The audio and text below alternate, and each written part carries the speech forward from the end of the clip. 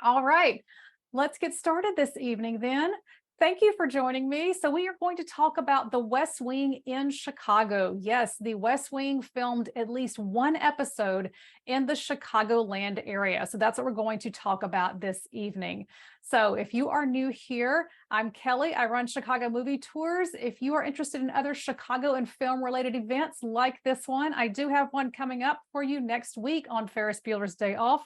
You can check that out at chicagomovietours.com and follow along on social media at Shy Movie Tours right there on the bottom of your screen. So, my goal at Chicago Movie Tours is really simple. It is this, which is to help you discover Chicago and the suburbs through film. And that's what we're going to do this evening. We are going to focus really heavily on the suburbs of Chicago. In fact, we are going to head to two locations in the western suburbs. So, it's not only film, of course, that we are discovering through Chicago. We are discovering television as well, which we are going to do tonight by talking about the West Wing. All right, so today's virtual tour, as I mentioned, is going to take us to two locations about 20 miles outside of Chicago. So let's situate ourselves in relationship to the Loop area of Chicago, right there on the right-hand side of your screen. And we are going to head this evening first to Oak Brook, Illinois, which is, again, about 20 miles west of the city. Now, Oak Brook, if those of you who are from the western suburbs might know, this home to a lot of shopping. This is where a lot of people do Christmas shopping. There are a lot of golf courses also in the Oak Brook area. It was also the former headquarters of McDonald's that has since moved within the last few years to downtown Chicago. But if you drove through Oak Brook, you definitely knew where the McDonald's headquarters was. Oak Brook is also home to a grist mill with connections to the West Wing, and as we're going to find out this evening, to the Underground Railroad. So that's going to be our first stop in Oak Brook, Illinois, and then we're going to head a little bit northeast of that to Elmwood Park, which is about 13 miles from Oak Brook. So we're going to head specifically to Harlem Avenue in Elmwood Park, Illinois. So Elmwood Park has always boasted a pretty large Italian-American population, but we are going to focus specifically on one restaurant within this town called Horwath's Good Food, and you can see an image of it up there. It is no longer with us, so I do not have footage to actually take you there, but I will take you to the grist mill that you see at the bottom of your screen. All right, so while we only have two stops this evening on our virtual tour, this virtual tour does have quite a few layers and moving parts, because I want to make sure those of you who are not perhaps as familiar with the West Wing and the character that we're going to speak about this evening, I want to make sure you have a good overview of that. So we're going to split up this virtual tour into basically four segments, all right? Starting with an overview of the series, The West Wing, and maybe you, like me, it's been a little while since you've seen the show, so this will be a good summary of it. Secondly, we're going to get a refresher on the character C.J. Craig, Claudia Jean Craig, played by Allison Janney. Third, we are going to talk about one specific episode. That's the one that filmed here in the Chicago area, and it's called The Long Goodbye. It is also quite unique to the entire series itself for at least 5 reasons, and we'll go through those as well. And then finally, we are going to do, as promised, which is to tour the locations where the show actually filmed out in Oak Brook, Illinois, and then we'll go up to Elmwood as well, Elmwood Park. So we will start with a summary of the West Wing, as promised, with number 1. So the West Wing, you might recall, is a popular American political drama TV series, and it aired from 1999 to 2006. It was created by Aaron Sorkin. Now, if you've been with me before on some of these virtual tours, you know we have talked about Aaron Sorkin at length in our virtual tour on the Trial of the Chicago 7, which is a Netflix movie that he both wrote and directed, I believe, which was about, it was 2020, I think. So it came out during the pandemic.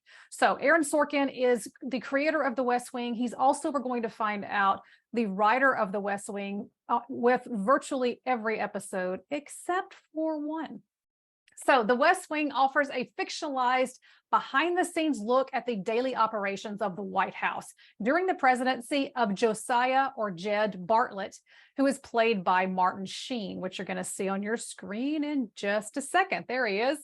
So the series primarily revolves around the personal and professional lives of the president, as well as all these people who are going through your screen right now, who are on your screen right now, his senior staff, the ensemble cast of characters working in the West Wing of the White House. So the series revolves around all of them.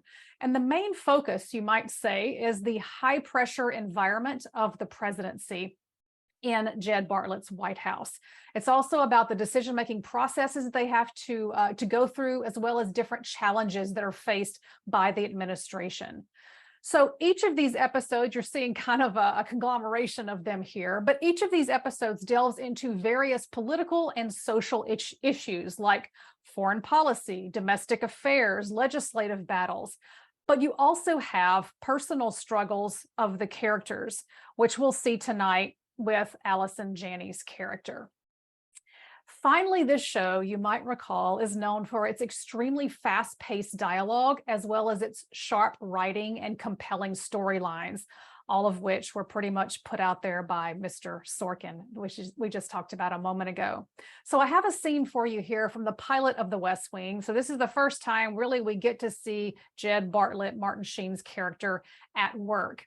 And in this scene from the pilot, the president and his staff are engaging with a group who are representing religious or family values. And here, Bartlett is going to relay a story about his granddaughter who, after expressing herself as pro-choice in a magazine interview, was sent something pretty disturbing in the mail by an extremist religious group. So here's how he handles that, so you can kind of refresh your memory on some of the dialogue, writing, and storylines. Now, I love my family. And I've read my Bible from cover to cover, so I want you to tell me, from what part of Holy Scripture do you suppose the lambs of God drew their divine inspiration when they sent my 12-year-old granddaughter a Raggedy Ann doll with a knife stuck through its throat?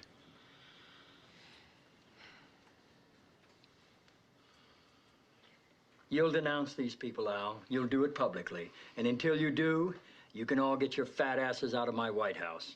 CJ, show these people out. I believe we can find the door. Find it now.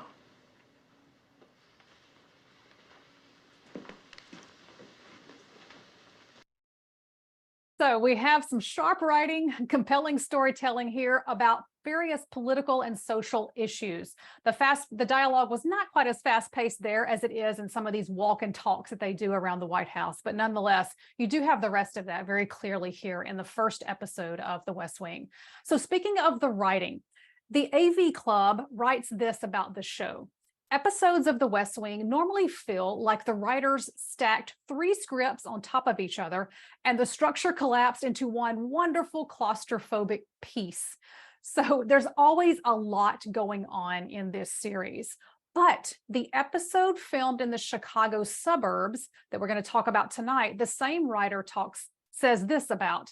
The long goodbye, however, is slow. And by that, I mean it's at the pace of normal television. So the episode we're going to look at this evening is quite different in many ways from the rest of at least the first 4 seasons of The West Wing. It is much slower, and we'll find out a few more reasons why it's relatively unique. All right. So now you've got a pretty good overview, hopefully, of The West Wing itself. Let's get a quick refresher on Allison Janney's character, CJ Craig. So she is one of the main characters in the cast of The West Wing. You can see her on the far right over there standing up, and she is portrayed by actress Allison Janney. In the first 6 seasons, she functions as the White House press secretary, and she's pretty much the most influential and visible woman on the show The West Wing. And then she becomes the president's chief of staff until the finale of the show in 2006. Either case, though, she reports directly to the president. And CJ Craig is known for her intelligence, her quick wit, and obviously her strong communication skills since she is the press secretary. And as the press secretary, her primary responsibility, which you're going to see in these clips here, is to be the official spokesperson for the administration. So she's consistently addressing the media, as she's doing here, relaying the president's message to the public. So she holds daily briefings, which you're seeing now. She handles press inquiries, and she manages the relationship between the White House and the press. And throughout the series, CJ faces lots of challenges in her roles, navigating pretty sensitive political situations, for example, managing media crises. And she's doing this, balancing the demands of her job with her personal life. Here she is again doing the same kind of thing in season 4. She's always portrayed as confident, as professional, as dedicated to her work, and also pretty witty with her comebacks. There's even all sorts of videos online you can find of just CJ Craig's comebacks in this sort of compilation montage form. But her character here is really an insight into the complexities and pressures of working in politics and the challenges faced by women in these positions of power. So she's constantly up there at the podium answering all of these questions, and some relatively misogynistic ones over the course of the series.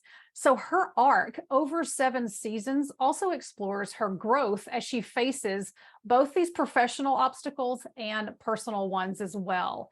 So that's going to bring us to The Long Goodbye, which you can see a promotional picture of here. So you have Allison Janney with her co-star in this one, Matthew Modine, who I think only shows up in this episode in the entire series. So there's an overview of the series. There's a little reminder about Allison Janney's character, or an introduction if you've not seen the show itself.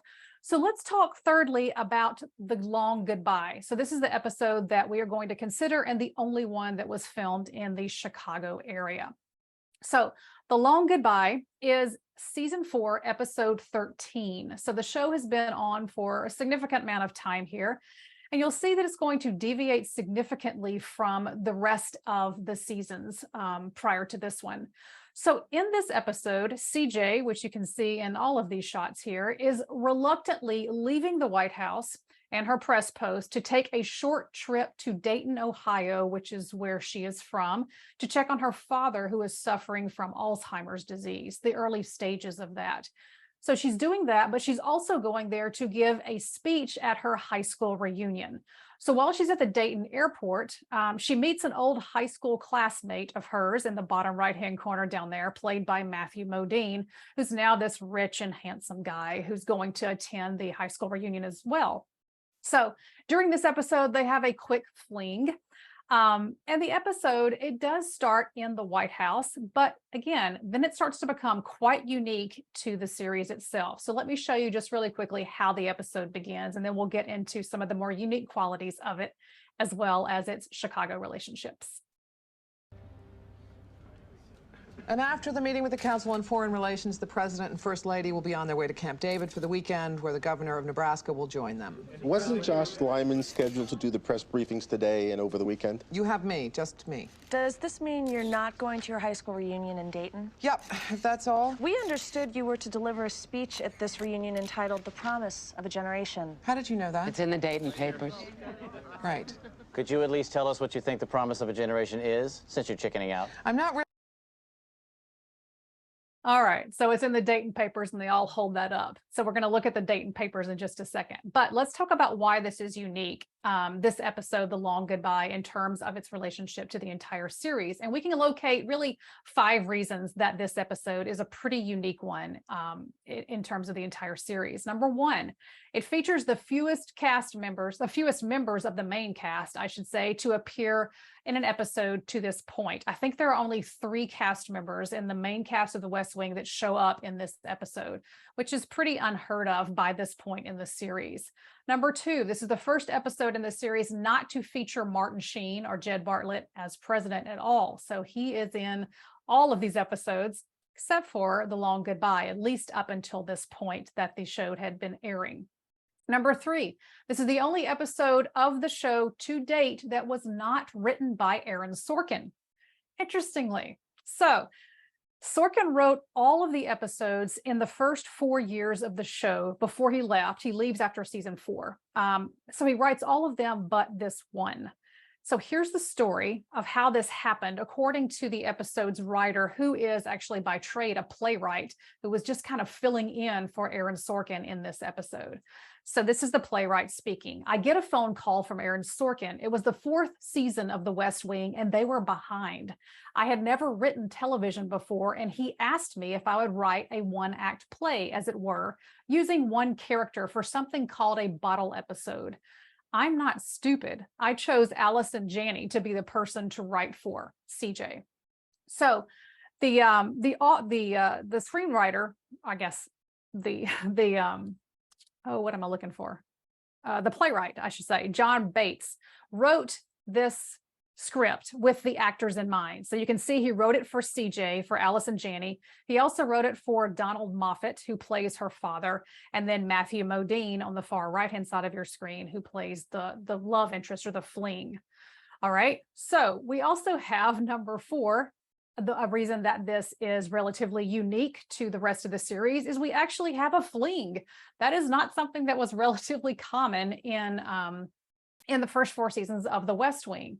So I was looking at a podcast or listening to a podcast in which the characters, some of whom were cast members, as well as the playwright who came in to write this, were talking about this situation and why there's a fling in there. So here is a little excerpt from the podcast, the podcaster being the Harishi name, if that's how you say that. But he says here, starting off, for fans, I think it was really nice to finally see CJ get some, because throughout the whole series, she's always thwarted. And Robbie says, I believe that Aaron had, when he saw the episode, was amazed that that happened because he likes to keep his characters very frustrated. And Josh, who was on the series itself, says he never lets his characters have some. And Robbie, who wrote the script, said, I don't know, but he was shocked. So Aaron Sorkin was quite shocked when he found that this was in the script and that it aired this way. So that's another unique point why this one is different from many other episodes. So there's 1 through 4, small cast, missing president, a new writer, a fling, and then we can also add, obviously, suburban Chicago is playing a character of Dayton, Ohio. So as mentioned, we have scenes that are shot in Oak Park and Elmwood Park. We also know that the house the father lives in, which is shown relatively frequently throughout this episode, it's also in the western suburbs, but I cannot locate it. The only information I have about that house is from the script writer himself, who says that this episode took place in Dayton and we shot in Chicago. We found a beautiful house, not downtown, of course, but in one of the near suburbs that was just perfect for it. So we were there for a week or so, and I was there every step of the way, making little changes. It was a beautiful week, actually. It was very cold. So before we leave Dayton altogether, the quote unquote Dayton, I just want to show you how much Dayton, Ohio, the actual city, loves the show The West Wing over the course of its airing. And that's because Allison Janney and Martin Sheen were actually born and raised in Dayton, Ohio. And Rob Lowe, who plays a character on The West Wing, was also raised there and moved to the city as a small child. So you can see all of these headlines here that I've just pulled from a very quick search, actually, of The West Wing and Dayton, where they're very excited that the West Wing is coming to Dayton. Local stars are helping Democrats. You have the cast coming in to campaign for Clinton throughout the state back whenever this was all airing. And you also can even see a Dayton Flyers men's basketball mug that the president is holding in season 2 of the series. So Dayton was very, very excited to be represented in the episode that we're talking about tonight, even if it was not actually shot in Dayton. So let's get to number 4 here and talk about the Chicago locations in which they filmed The Long Goodbye. So as I mentioned, our virtual tour takes us about 20 miles outside of Chicago to Oak Brook, the western suburbs, with that grist mill that has connections to our show as well as the Underground Railroad. And then Elmwood Park, we're going to go to after that, to a former restaurant called Horwath's Good Food. But let's start walking in Oak Brook here around the grist mill, and I'll tell you a little bit more about this location. So here we are, the Growy Mill is where we're headed. So we're in a forest preserve in Oak Brook, Illinois. This is not terribly far from where I live. I have ridden my bike close to this area, but this is called Fullersburg Woods Preserve. And you can turn right on York Road here, and there's the Growy Mill. And this was built by Frederick Growy, who was an immigrant from Germany, and he completed this mill in 1852. It's located, you'll see in just a second, on Salt Creek in Oak Brook. And the Growy family operated this mill until 1912. So pretty lengthy period of time there. Now it is part of the DuPage County Forest Preserve, and it's something that you can tour for free. It's also on the National Register of Historic Places, and it's a historical mechanical engineering landmark. So it has several accolades behind it there. So having access to a mill was integral to the success of farmers in this region in the 1850s. And by the 1850s, there were grist mills in, you might know some of these locations, Naperville, Warrenville, Niles, Montgomery, and there were others along the Chicago River as well. But you can see it's a brick structure. It's 4 stories. There's a limestone base there next to the wheel. That's from Lamont, Illinois, the limestone. It's a water-powered wheel that's nearly 2 stories in its height. It's a pretty simple style for a mill. It has rectangular windows on every floor. You can see those as my camera tilts up there.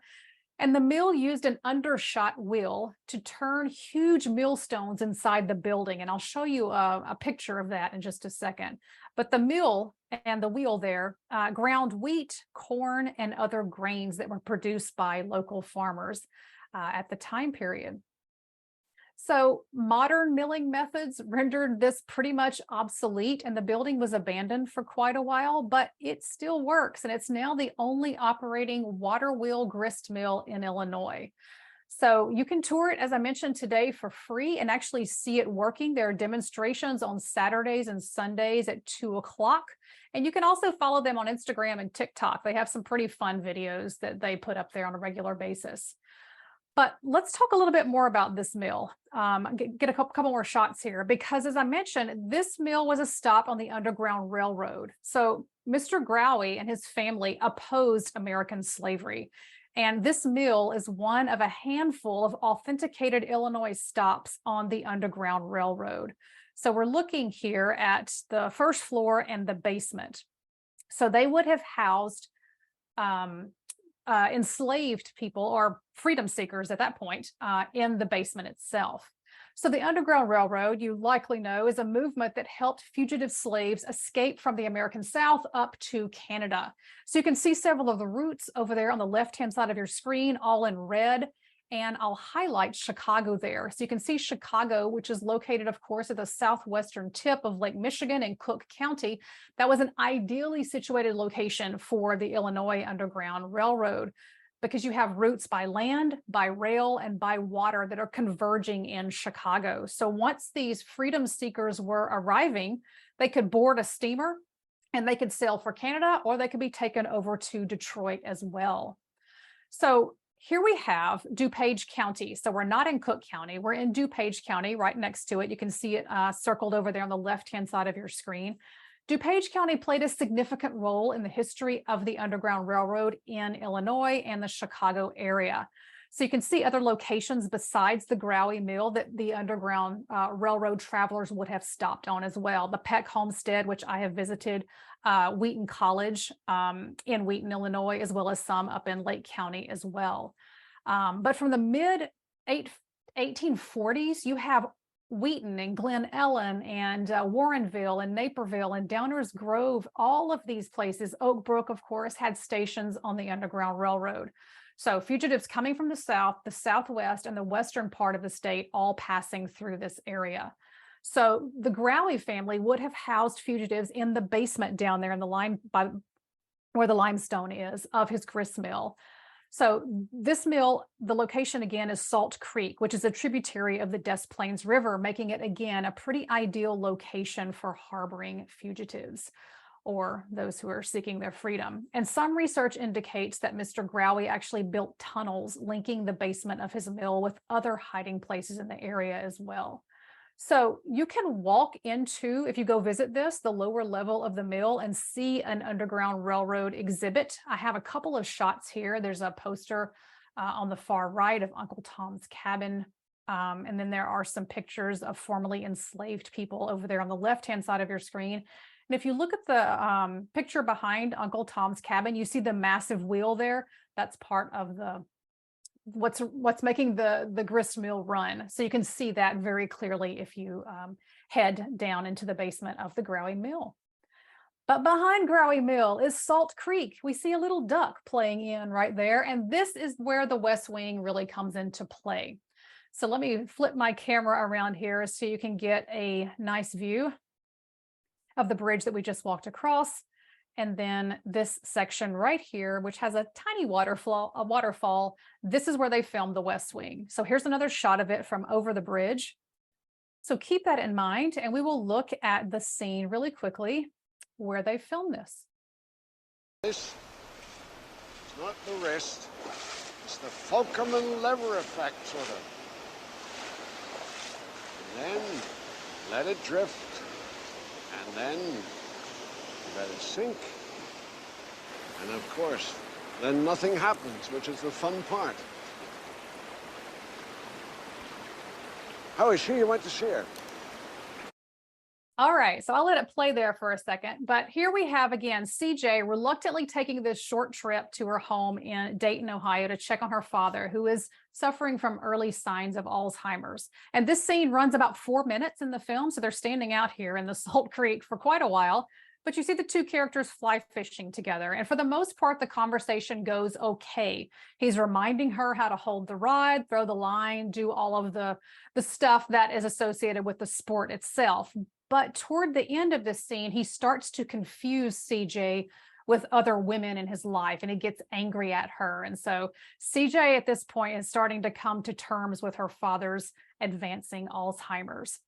So it's interesting that you have all of that going on, and it's playing out all of this on this really serene lake setting, Salt Creek for us, with a pretty serene sport, fly fishing, and a quiet location. And you can see with no one else around there. So kind of the opposite of how this disease does affect some people who have it, which is of course anything but serene.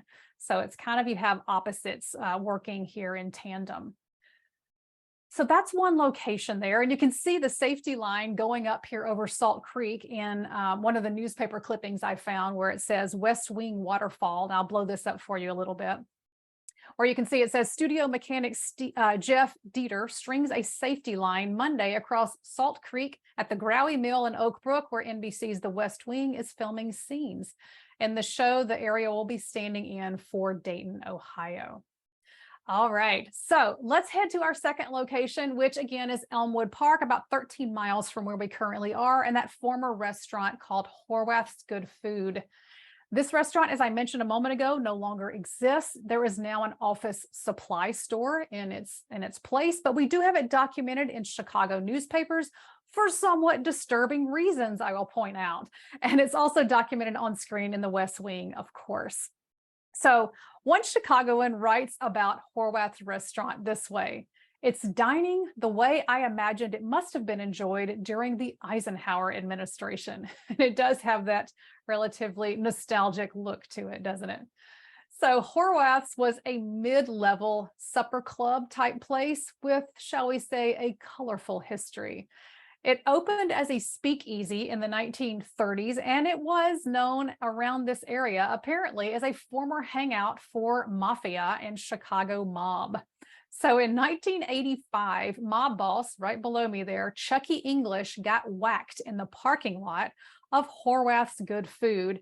Newspapers reported all over the place that he was shot between the eyes while walking out that front door into the parking lot of the restaurant. And interestingly, the killing happened on the eve of the 56th anniversary of the St. Valentine's Day massacre, which is quite a big deal around this area if you're into the Chicago mob scene. That's when 7 Chicago mobsters were machine gunned down by their rivals in the Chicago area, in downtown Chicago. But Chucky English, that guy right below me there, that crime remains unsolved to this day. So here's a newspaper clipping of the favorite place where friends meet, Horwath's restaurant. And on the menu, there's a lot of boasting in here about seafood. A lot of talk about shrimp, walleye, rainbow trout, Lake Michigan perch, and red snapper. And you can see a little bit of how the dining room would have looked there on the right-hand side of your screen. So I have one other newspaper clipping for you. This is an article that's kind of bemoaning the upcoming closure of the restaurant. You can see that sign there between the two men. But I'm pulling this one in because it actually mentions the West Wing filming here. So you see Horwath's brushes with celebrity have been gentler of late. It showed up in an episode of The West Wing last season, filling in as the location for a high school reunion of the CJ character played by Allison Janney. The restaurant is ostensibly in CJ's hometown of Dayton, Ohio. So let me show you the scene here where CJ's class reunion takes place. And at this point, she is in the car with her fling, we mentioned a moment ago, and former classmate played by Matthew Modine. And she really does not want to go into the reunion.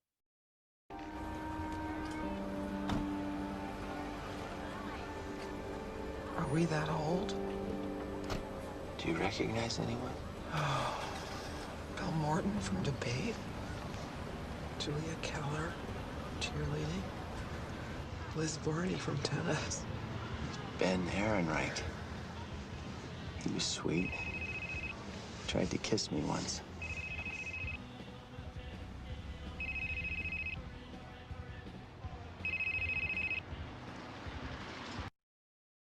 Always an interruption from the West Wing. So the episode closes with Horwath's as well. So I'm going to show you another shot of it.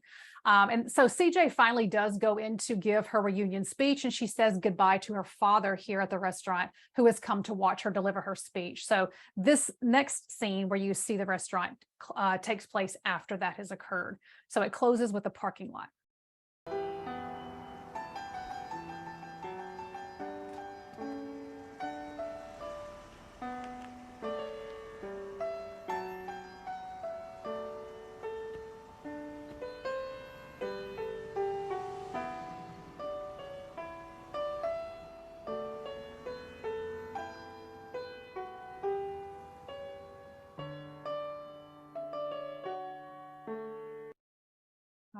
So Chicago gets the last word there as well, but hopefully you can see the sign over the door, which says Welcome West Dayton Alumni. So they've added that obviously, but doesn't this place kind of scream middle-sized town, local establishment? Like it's been here for a while, and maybe it was a place where kids of that age who are coming back for their high school reunion, maybe they would have hung out there in high school. Also, I mean, aesthetically pleasing for the cinematography of this, maybe why they chose it, that bright sign, which says Horwath's Good Food in very clear letters there. It films pretty nicely at night. This is a really dark night, and it's supposed to be raining throughout this episode. So the ground is all nice and shiny as well. And also you might notice there are not a lot of other buildings around this area, so the viewer can really focus his or her eyes right here on the restaurant, on that sign that says Welcome West Dayton Alumni. All right, so we've got an overview of the series. You remember Allison Janney's character, CJ Craig. Hopefully we talked about 5 reasons that this particular episode, The Long Goodbye, was unique in context of the entire first 4 seasons of The West Wing. And we toured the locations where the show was filmed. So hopefully you learned something completely new. I know I did actually while researching this about Chicago and film.